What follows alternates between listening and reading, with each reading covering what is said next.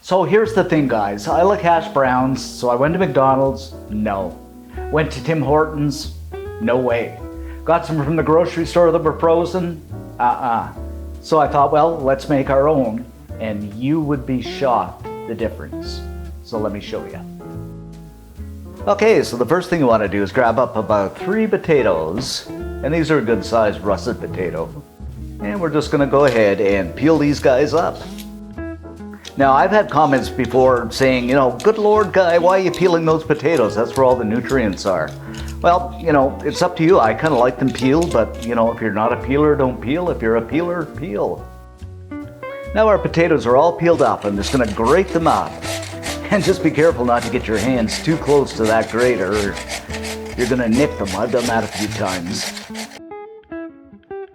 After the grating, our potatoes into some really cold water. And I'm just going to kind of move these around just to get all that starch out. And just look at that starch starting to come out now. That's all that white murky stuff in the water.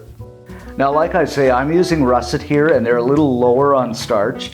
And the reason you want that starch out is because, number one, carbohydrates. It'll reduce the carbohydrates if you're on a low-carb diet. And also it'll reduce the moisture, so when you're making the hash browns, they don't kind of all fall apart on you and get wet and soggy. So I'm going to leave these sit for about 10 minutes or so. But you can let them sit overnight and really get the starch out of them. And also, just change the water a couple of times. Now our potatoes have soaked and got a lot of that starch out. I'm just going to set them into a bowl lined with a towel. Now you can use a paper towel or a cheesecloth or your hands, whatever. In this case, I'm just using a towel. After that, I'm going to grab up my towel and just kind of wrap it around here and just get that water right out of there.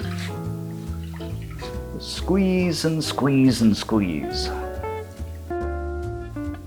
Next up, some oil into a pan over medium-high heat, say about a tablespoon. Our potatoes in.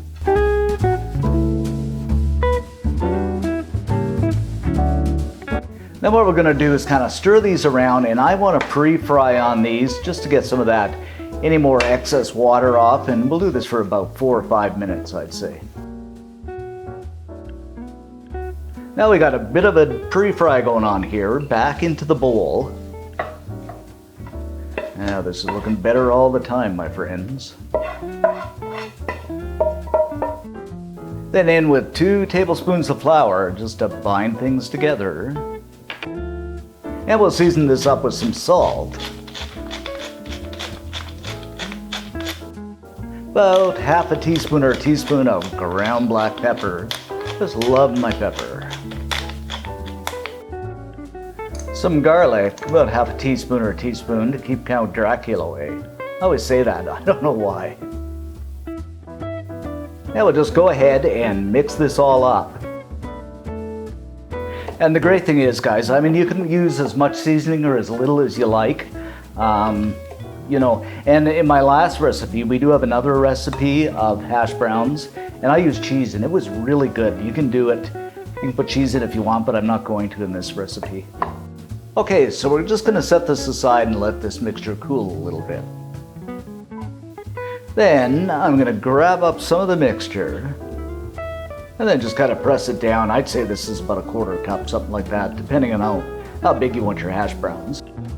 Set it aside and put it into a baking sheet lined with some parchment paper. Press it down, and I'm just going to form this into a hash brown. And you can make it the size and shape you want. If you want to like McDonald's, go ahead and do that. You could even get real crazy and measure it. So now we're all formed up here, guys. We can do a few things. They can go to the oil right away, which I don't really suggest. Or you can put them in the freezer for about half an hour to firm up, then into the oil, which makes it, it goes really well. Or you can put them in a Ziploc bag and freeze them indefinitely and use them for breakfast whenever you like. But at this point in time, I'm just going to put them in the freezer for about 20 minutes, half an hour.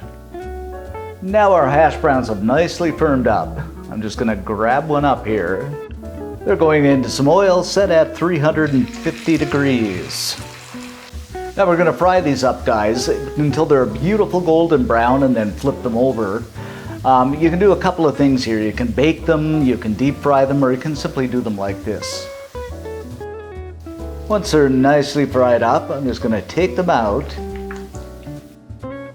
and set them aside on a wire rack. Okay, my friends, they are all fried up here and beautifully golden. So I'm just gonna place these on a plate, and they're best with breakfast, of course. Just look at that. And there you have it, our crispy golden hash browns. A breakfast fit for a king or a queen. So let's grab one of these up and into some ketchup, of course.